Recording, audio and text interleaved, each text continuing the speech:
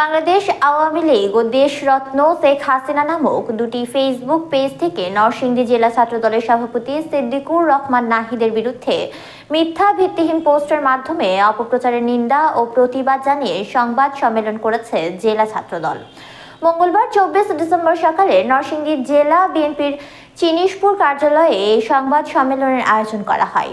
এ সময় লিখিত বক্তব্যে তীব্র নিন্দা ও প্রতিবাদ জানান জেলা ছাত্রদলের সাধারণ সম্পাদক মেহেদী হাসান রিফাত। সংবাদ সম্মেলনে জেলা ছাত্রদলের দপ্তর সম্পাদক রাব্বি মিয়া সহ দপ্তর আফজাল হোসেন মোল্লা, প্রত্যয় প্রধান, ছাত্রদল নেতা ইবনে আদেল শশী, সজীব পাল ঝুমন সহ জেলা ছাত্রদলের নেতাকর্মীরা উপস্থিত ছিলেন। এ সময় জেলা ছাত্রদলের সভাপতি সিদ্দিকুর রহমান নাহিদ বলেন, বাংলাদেশ আওয়ামী লীগের ভেরিফাইড ফেসবুক পেজ এবং দেশরত্ন শেখ হাসিনা নামের দুটি আইডি থেকে আমার ছবি এডিট করে অপপ্রচার চালিয়ে আসছে, যেটিতে এআই টেকনোলজির মাধ্যমে আমার কোমরে পিস্তল সাদৃশ্য বস্তু দেখানো হয়েছে। বিষয়টি সম্পূর্ণ মিথ্যে এবং ভুয়া। আমরা থানায় জিডি সহ আইনি ব্যবস্থা গ্রহণ করছি। তাছাড়া দলের পক্ষ থেকে এ বিষয়ে তীব্র নিন্দা জ্ঞাপন করা হয়েছে।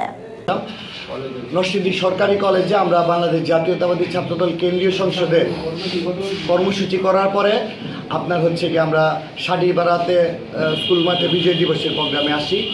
আমি যে ব্লেজার পরা ছিলাম এই একই ব্যক্তি আমি এইখানে প্রোগ্রাম করার পরে সাডিবাড়াতে এসেছি। সেইখানেও আমাদের নরসিংদী সরকারি কলেজ প্রাঙ্গণে শত শত ছাত্রদল নেতাকর্মী ছিল।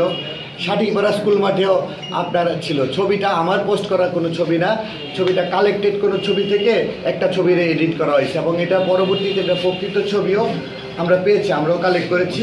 আপনারা চাইলে আপনাদের কাছে আমরা ছবিটা সরবরাহ করতে পারি।